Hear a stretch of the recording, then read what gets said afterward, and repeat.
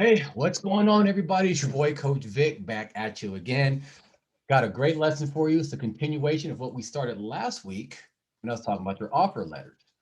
First, I just focused on the offers themselves and how to get those and how to calculate those. And the basic premise is this: you want to get those down right, or at least as good as you can with the whatever information you got available, just so you don't have to actually deal with a lot of people not, calling you, returning your phone calls, whatever. You can get more deals more quickly for prices that you know is going to be beneficial for you down the road. Now, no matter what you do, no information is going to be complete, no information is going to be perfect. So you're going to have to do some trial and error. You do the best that you can. You put some offers out. Are people responding? Then great. You keep going with that. Maybe refine a bit. If you're not getting any responses, then remail. Cool. Learned that last week. This week is something different. So before we jump into that, first let me know if you can hear me. You can see me okay. Let me know what's going on there. As always, things are changing. I'm already getting a message from Facebook saying that they're changing their graph API, whatever that means. So this method that I use to actually do these go lives may not work, but whatever. It is what it is. So whether you're watching live or you're watching in the comments, let me know if you can hear me or see me okay. And if you can see me, we can hear me, let's roll. All right. So here's what I'm going to talk about today: the actual offer letter. Now, when I first got started, I didn't know how important this was. But the point is, if you do not get your offer letter right, it doesn't matter if your offer price is good. No one's going to read your offer in the first place. They're just going to throw it away or something else, right? So, how do you know if you have a good offer letter? What should be included in a good offer letter? All that good stuff. We're going to go over that real quickly. Now, when I first got started, I used to use an offer letter that looked like something I'll show you in a moment. Now, back then, I used to think, well, if it looked like something that was important, people would treat it as important. And while I can understand that mindset, that is not how people do it. Now, here's my template that I used to use. I haven't used this in a while, but back in like 2017, 2016, all the way probably to like mid 2017, maybe close to 2018. This is what I used: cash offer for your vacant land. These are my different little template fill-ins. I didn't use the typical Microsoft Word like mail merge. I have my own system I use. Hey, I write software. What can I do? And as you can see, it's very simple. I put their name, their mailing address, their buyer is me. Here's my same phone number I use to get property. And back then, I even had my own website. I just used my Gmail account. I had a reference ID, the parcel number, all these other things. Now, right now, this looks all ill formatted, but once the information got inputted, it would make everything go back to normal. So I wouldn't do that. I would also say something very simple. Look, I'm gonna offer you this, and notice how the offer is in regular font. Kind of hard to see. Granted, it is the first line of the paragraph, but it's hard to see. It will be paid full time at the time of closing, unless otherwise discussed. We will pay for the cost of completing the transaction, including any outstanding property taxes within reason. There's an asterisk here. We'll go into that later. If you'd like to counter, put the amount here. Now remember, I didn't have this line before. I added this because I'll get into that in a second. But anyways, then it goes on. This offer is contingent upon the following terms: the buyer's confirmation of parcel size and other due diligence. Said property to be sold free and clear of all encumbrances with good and marketable title and with full possession to said property available to buyer at date of closing. Every effort will be made to close the transaction by a month, quote unquote, or 30 days from sending of letter or sooner unless some other time is agreed upon, right? And then I said it's 15 days, blah, blah, blah. And I say, if you agree to stated terms of this contract offer, fill in the portions below and mail this form back to start the process. Then I also added later on, you can email me, call me, blah, blah, blah. Now, as you can see, I'll have their name here already. They'll put in their email, they'll put their phone number, and they will sign.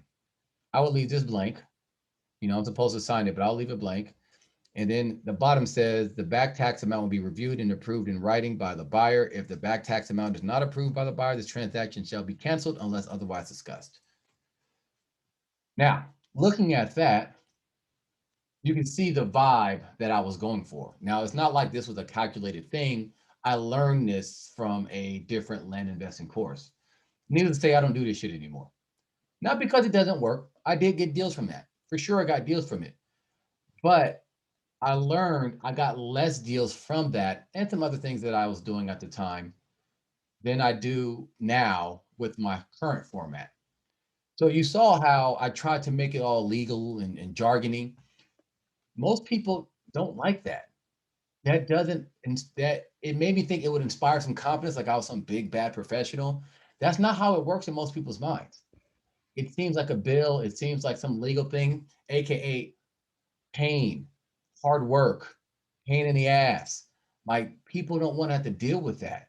So that's not going to inspire people to jump out and like, hey, let me call this guy up, let me fill this out and fold this in and back into an envelope, find an envelope first off, get a stamp. I don't know if I have any stamps and mail it to this guy and hope that when this arrives wherever it goes in like a week, 2 weeks, that this person calls me back and I can sell my property. You see what the problem with that letter is? You see why I stopped using it? Not only is it slow, it causes too much friction. So that's what I want to get into today, how to make a good offer letter. Now, I actually have some other examples of people, what they're using now, and I'll critique that as well. But so far, are you guys understanding where I'm coming from? You guys liking this? You guys think this is going to be good? Because I think a lot of people are falling short here. And this is actually leaving a lot of meat on the bone for not just a lot of your deals, but like just a lot of the things that the memories and the I wouldn't say memories, the emotions that you're putting the seller through. Again, if you put them through something negative, and it doesn't like to be the worst experience in the world, but just something that's not fun for them, not positive for them, not something that they're looking forward to do, they're not going to do it. They're going to avoid it or just ignore you altogether. So this is very important. All right, so let's jump into the actual lesson here. Um, so I'm gonna give you 3 tips on how to make a good offer letter. I'm gonna tweak some offer letters, but first thing I want to let you remind you is that you have to make everything simple for the seller. That's what this all comes down to. You got to make it simple. All right. And then next, you're going to have to make things cheap for yourself, but we'll get into that. So the next thing to remember before I get into the meat of it, you got to mail all the time. Either figure out what you want to do. You want to do it daily, maybe 10, 20 letters or whatever a day. You want to do weekly, 100, 200, whatever. You want to do monthly, get a couple of thousand. You got to do something and you got to be consistent with it. As soon as you stop mailing, everything dries up. Nothing happens. Your business grinds to a halt. So you got to keep mailing. I would rather you mail a shitty letter with a terrible offer than not to mail at all. Because odds are, even with the bad offer and the shitty letter and all that, somebody's still going to call you back at some point to at least say, hey, what's going on with this? And then once they're on the phone, then you can talk to them. You can let them know, yeah, you're on the up and up. You just want to buy some property that they don't want. And then there's a chance that you can actually get them to sell at a price that you find agreeable, right? So a bad letter and a bad offer can get you that. Again, I sent that letter I just sent you. You guys, I put on the screen. It wasn't a good offer by any means. And I tried to add little things here and there to make it a little better. The whole format was no good. And people still will sold me their property when I sold them with that. All right, but here are the 3 things that you're going to know. You get a pen, write this shit down. This is going to be good. First off, the offer is not a legal document. Don't make it look like one. Don't make it sound like one. No one believes you. And even if they do, if they think it is a legal document, they're going to have their lawyers look at it. I've had that happen before. Like I had to have my lawyer look at it. People also had to, since they saw it's all illegal, it made them, it frightened them. So they threw it away or they put it on their nightstand or whatever and didn't look at it. So it's not a legal document. Don't make it look like one. You ain't fooling nobody. You're just asking to buy people's property. Remember, you always catch more flies with honey than vinegar. And some people say, well, turds and shit gets more flies too. But that's not the point here. All right. So that was an easy one. Don't make it look like a legal document. Instead, have it be a more personal thing, more friendly. Now, it doesn't got to be like you're writing your old buddy from high school days or whatever.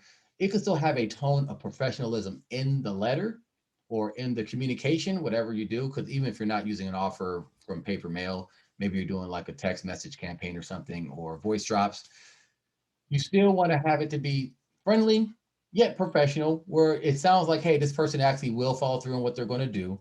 This person is a pro. They know what they're doing. I can trust this person, but it's not the boogeyman trying to scare me out of my property. When you start to put people in that mindset, they're gonna fight you. They're gonna resist you. They're gonna haggle and negotiate more because they're like, well, if I gotta do this with this legal shit, then I want to get more money for my time. I want to get more money for my stress. Sometimes this is a conscious thought that they have.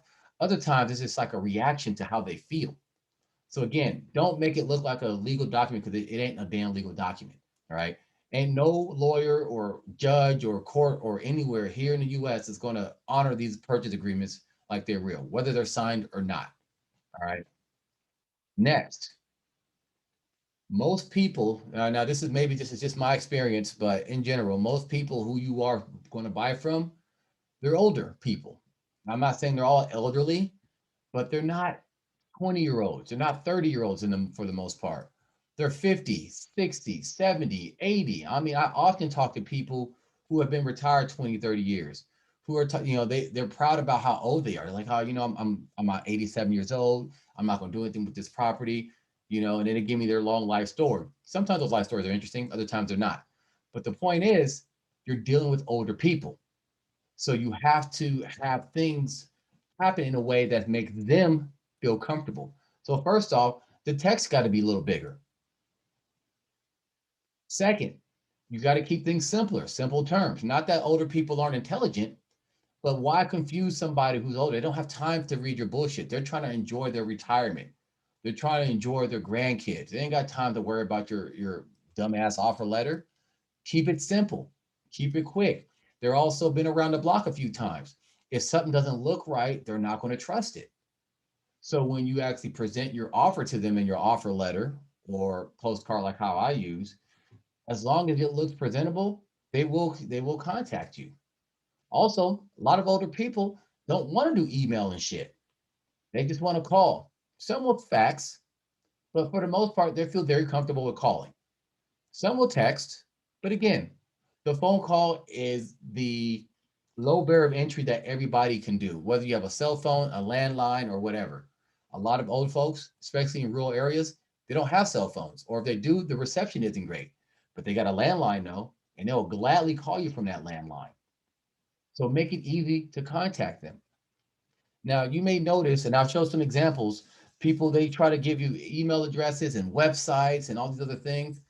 I mean, if it works, sure, go ahead. It doesn't really take a lot of effort to set that up and just have that live out there. And, maybe one out of 100 deals comes through that. Great. One less thing to worry about.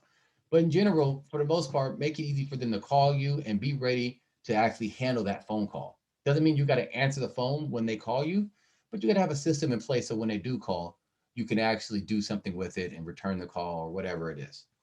All right.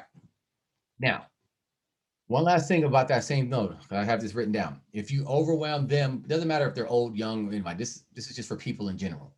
You overwhelm a person with too many options, they're not going to do what you need them to do. So when you're looking to purchase property, if you say, "Hey, call me, text me, email me, send a carrier pigeon, smoke signals," they're like, "Shit, that's a lot of options." In your mind, you may be thinking, "Yeah, I want to be able to cover all my bases." You never know who's going to reply to by what, and I understand that. But on the other hand, if it's just like, hey, just call me, it's much simpler for them. And honestly, it's going to be much simpler for you. One system to deal with, one funnel, one workflow, no variants, very easy to hand that off to a VA or VA stands for virtual assistant or an actual assistant or an employee or whatever when you get big enough. You have all these different communication streams and channels. It's a lot of things to check, a lot of things to keep up with. It's a lot of confusion, not just for them, but for you. So keep it simple, right? Again, a phone is the lowest barrier of entry. And here's a tip. No matter what you do, you got to be on the phone anyway. So that is actually my third point. You got to be ready to be on the phone. No matter what happens, you need to talk to the person on the other end. Because number one, if you don't, you're not a real person to them. You're just a scammer. Whether you can be Mother Teresa, you can be the most holiest, nicest, sweetest person in the world. Until they hear your voice, you're not a real human. You're they that they were warned about. The scammers out there. So until they hear your voice, they're not going to trust you and they're not going to follow through with anything you do. So you got to get on the phone. Also, what about you? You don't know much about the property. You can only see so much from public record. Talking to the owner and who you're actually talking to is a big deal. The property may be deeded to John Smith, but maybe you're on the phone with John Smith Jr., who does not have the property in his name. Maybe he thinks it's in his name, but it's not. And you don't know that until you talk on the phone. In fact, I've actually went through with that. I was talking to an elderly gentleman for a property, and him and his father shared a name. His father died maybe 20, 30 years ago. I didn't know that. And when I sent him the deed for him to notarize and send back when I was purchasing the property, he like, hey, this middle initial, this is for my dad. This ain't me. I'm like, oh my God, I didn't know that. And I took it for granted just because I was talking to somebody. Now I have questions I ask now that, I can't do any other way besides being on the phone. But the point is, once you're on the phone, you can find out these little details that can slow things up, that will make a good deal look like a bad deal or a bad deal look like a good deal. You got to get on the phone. So when I would have my offer letter and you saw I had to mail it, they had to mail it back to me, that was dumb as hell. And here's why. First off, it took time for my mail to get to them. Second, once they got it, who knows how long it took for them to open it and read it. Third, who knows how long it took after they read it to take action, write their name or sign their name, put their phone number, put an email if they had it, put that damn offer letter in a different envelope and then pay for postage and send it back to me. So who knows how long that took? And then fourth, how long did it take from it actually being in the postage to getting to my house and then me opening the letter and getting information? And then from five, just so I can call them, wouldn't it be smarter for them just to call me if they're interested in selling? It'd be a lot faster too, because at the end of the day, that's all I want for the reasons I just talked about, the phone call, right? So that's why having you send it back is dumb as hell. Having you put a email and all that, that's still not as dumb, but it's still pretty stupid because you got to get on the phone anyway. Finally, I'm looking at an offer letter here. Even if you want to sign things like it's a purchase agreement, again, it's not even a real agreement. So you don't need their signature.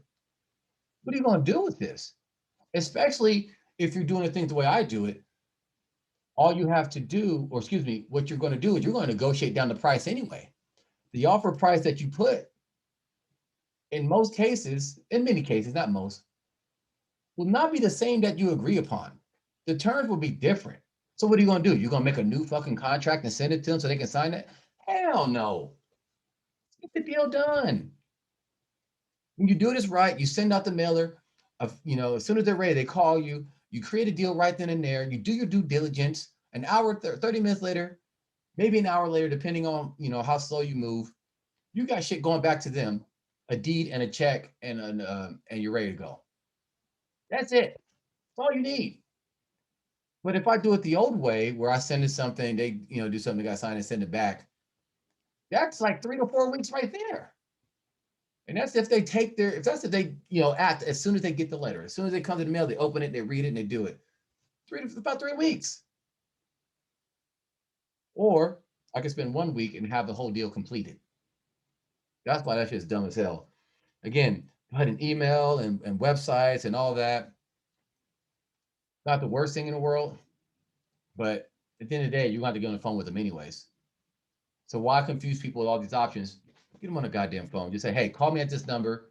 Boom. Now, I also have a reference number that helps me understand who I'm talking to. So when people do call me and they leave a voicemail, I may not understand what they're saying, but it's easier to hear a number and all that. But so far, before I get into the critiques, are you guys finding this valuable?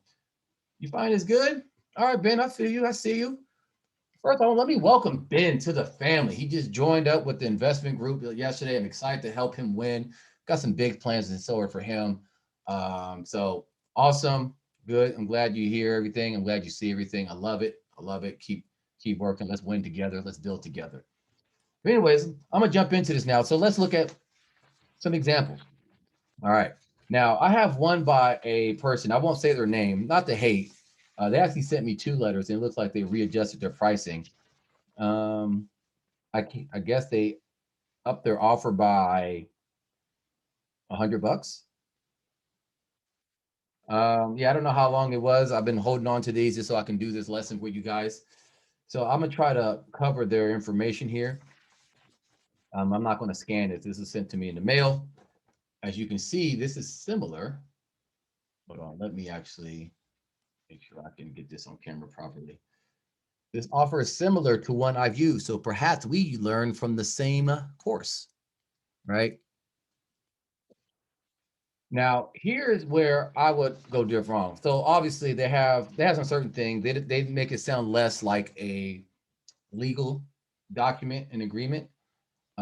It's more like a sales letter, an old school sales letter where they're advertising basically why you should sell their property to them. Um, Looking at the sales copy, it's okay, not bad. I mean, I wouldn't go with it, but they still make the same mistakes I was making in the past. They're making actually one additional mistake, and this one's actually going to cost them their money.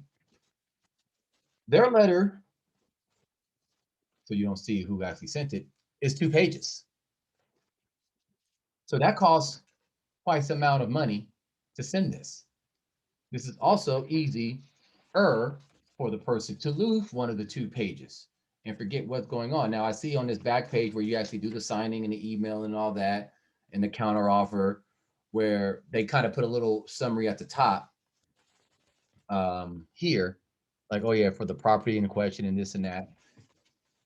Not bad, but why would you spend money on 2 pieces of paper when a quarter of this is necessary?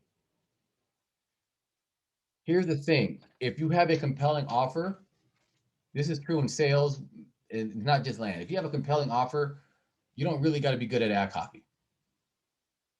So let's say I have this offer. Let's say you see this water bottle. Let's say the water in here will literally give you youth.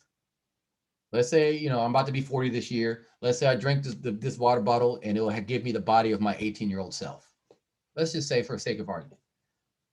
Do you think I need to have very fancy ad copy or 2 pages of text to convince you that why this is cool, why you would want this fountain of youth in a bottle? Of course not. If somebody wants to sell, you don't need to convince them. They are going to sell. So now you're spending money on something that is unnecessary. It adds complications to your operations. It adds complications to them because they got to keep both track of both pages. You may think, well, it's 2 pages. How hard can it be? You mean to tell me you've never lost a page on something that wasn't that important to you? If it's important, you keep track of it. And if it's important, you will follow through. And if it's important, you wouldn't need 2 pages. Now, again, this person sent me another letter. He re-offered, same thing. It's the same thing. And he has 4 ways to get in contact with them. Go to the website and take a form. No, what old person is going to do that? Email, what old person is going to do that? Call, that will work, absolutely. Or text. I do have people who text me from time to time. Usually those who text me aren't as serious those who actually call me. But, every now and then, some of those texts do turn out to be actual good leads. On the fax. And the fax is actually pretty decent because, again, if you're dealing with older folks, a lot of them do have access to fax, and that's what they're comfortable with. I've never done with a fax. Again, I like one method of communication, make it simple, make it the lowest barrier, make something, everybody's gonna have a phone. You don't have a phone, then I can't do a deal with you anyways. No, so it doesn't matter. So, yeah, 4 ways, in my opinion, it complicates the deal. That's one. Here's another offer letter. This one tries to make it look a little, let me make sure I'm not gonna put, there we go.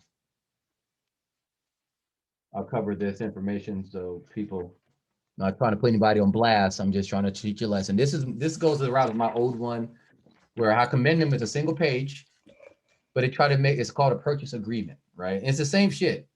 In fact, I'm pretty sure we went to the same, I guess, program to learn this stuff because it looks like it's the same format. They made it tweaked it a little bit to change up things, to suit them, but it's almost the same as the one I use now that I'm looking at it. And there's no need to go deep into that. But yeah, now here's the thing. Put in the APN, which is assessor's parcel number. It's like an ID number the county uses for the property and all that. That's not bad, but at the same time, most people don't know their APN. Like they wouldn't know if they looked at it. Um, the price seems to be inflated. I would, if I didn't sell, if I had a hard time selling this, I definitely would have sold to them for that price and I would have made profit. Because the property they're actually going to offer me $4,157 for, I bought for $900. So I definitely would have like, hey, let me just sell to you. You would have made it easy for me. I wouldn't have to do anything. I would even force him to make, but it is what it is. But I don't need to go deep into this due diligence, or excuse me, into critiquing this, because this is like the one I used to sit down. All right, one last one. This is similar to what I do. They sent the postcard. In fact, when I got this in the mail, I thought I had one of my postcards. This is the postcard I use. I'll explain why I use that in a moment. But once I saw this, I noticed it says notice. We have been trying to reach you. When I first saw it, I'm like, what the fuck? And my fight or flight response is kind of kicked up a little bit. Who did they try to reach me? What are you talking about? And I'm like, because I really thought it was one of mine. And I thought it was like, I was like, and then I looked at their ad copy and I'm looking and it says notice, need cash now. And it has all this text. And it's a big ball of text. And I'm looking at it. I'm like, no way in hell. Like right now, it's hard for me to even read this because it's just a wall of text on yellow background. So I thought it was neat. I definitely wouldn't have done it this way. But here's a big issue about this particular one. It says here, if you have any questions or would like to sell your land, please email this person. It's a Gmail account. Your asking price and your phone number, along with a picture of this postcard or APN and the size, county, and state. So notice the only way I can contact these folks is via email. Most elderly people or older people, or hell, I'm only 39 and I ain't gonna email these fools. They only gave me one option, which I agree, one option makes it simple, but it's the worst option. And then once I email them, it goes against my first rule, make things simple. I got to give them all this information. I don't know my APN. I don't know the size. I barely remember the county. I know I have some property in Texas. Are you trying to get a deal or not? Are you trying to make money or not? Stop playing. All right. Now, I told you, I teased something earlier. This goes here. This is an offer letter or a postcard I sent out. I got it back. I'm surprised as a person sent it back. Looking at the handwriting, it looks like an older person. Uh, and they're saying, yeah, they didn't like the offer, which is totally fine, but they mailed it back, even though I only gave them one thing to do. Now, it was nice. I was like, who's sending me this? It came in this little envelope here. I'm like, who's sending me this? She was an older lady.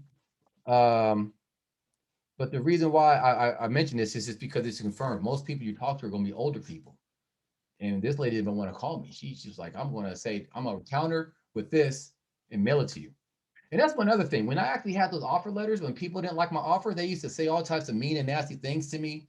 You know, F you, and I want $50,000, or you can screw your. They'll say stupid shit like that. And when I was younger, it was only like 4 years ago. I'm like, oh my god, how mean! Oh my god. I used to care about those things. I don't care anymore.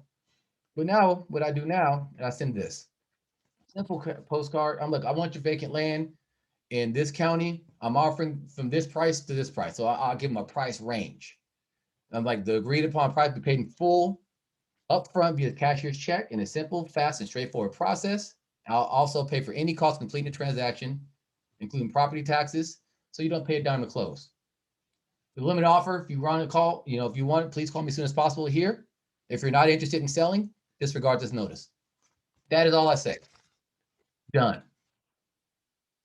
Here's the thing you got to remember. This is a take-home part. These offer letters is just a conversation starter. That's it. That is it. Everything happens on the phone, and I lead everything to the phone. Because the person who did this one, where I have to email them, and I give them all this information that I don't have or don't feel like looking up, they're still gonna have to call me back. If they don't, they're foolish, because I can easily say I'm somebody I'm not.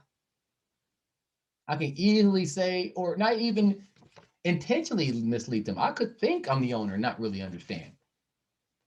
So as I'm trying to figure that out, email is going to take too long. And by the time they're going back and forth with the email, this person gets my card.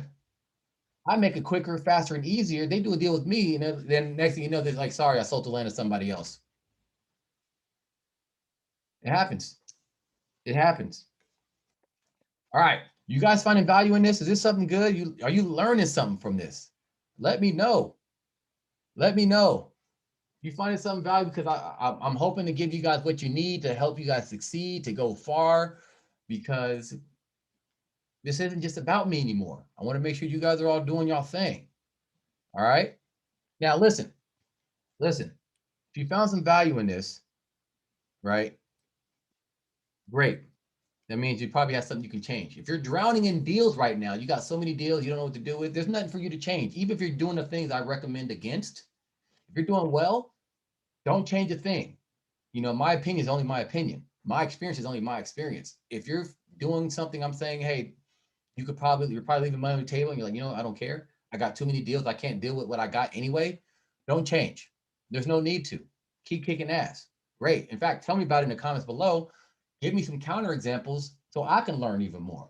So I can say like, oh, wow, yeah, I didn't think about that. Maybe I can incorporate what you're doing into what I'm doing so I can succeed a little bit more. Right. So it's not just about tearing people down. That's why I didn't want to put names out there. But it's about saying, hey, man, this is why I don't think this is any good. But if you're putting a bunch of offers out there and you're not getting anything back, maybe it's time to consider something different. Maybe consider the way I do things, because it works very well for me. Just consider it, right? Now, here's, with your permission, I want to challenge you with something. If you are in that camp where I'm not getting as many offers as I would like, or any offers. All right, so with your permission, I'm gonna challenge you. You ready for this challenge? Show me your offer letter. Take a screenshot, or just take a photo with your phone, post it in a group. Let us see it. Be it the offer letter you're using now that's not effective for you, or hey, I took your advice and I changed things up. What do you think? Put it out there. Let me see what you're doing, and I will help, give my expertise and my critiques on your offer letter, and, you know, let you know if you're on the right track, in my opinion. Now, again, the market is what decides. So if you're sending out offer letters and people are responding, great. If you take my advice and no one responds, then go back to what you were doing before. The market is what ultimately decides, not some random guy on the internet.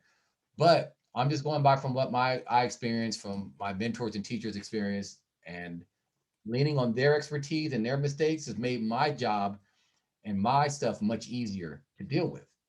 And I'm offering that same thing to you. So I'm looking to help you guys improve. So show me your offer letters, show me your offers. Let me help you get some deals. Now, if you want to actually work with me, and you want to join our investment group, then let's make sure we actually have a conversation. Because the group is growing. It's growing steadily. Not everybody's ready for this group. I don't fault you for not being ready for being a part of this investment group and taking your dreams in your own hands. I wasn't ready there's a time when I wasn't ready for something like this. But if you feel you're ready now and you want to make land your thing, or at least one of the things you do to grow your investment portfolio, use it to quit your job, or whatever it is, say pay dirt in the comments. I'm gonna hit you up. We can have a conversation to see what that looks like. If you actually will fit into the group. If not, it's all good, no worries. But in the meantime, show me your offer letter. All right, so that's it. It's Coach Vic signing off. If you found this valuable, you found this useful, please let me know in the comments. Let people out of the group know what's going on. Go ahead, share the group with people. Don't be selfish. Share the wealth, share the knowledge. Stop being selfish. All right. Other than that, I will talk to you guys soon. Show me those offer letters. Peace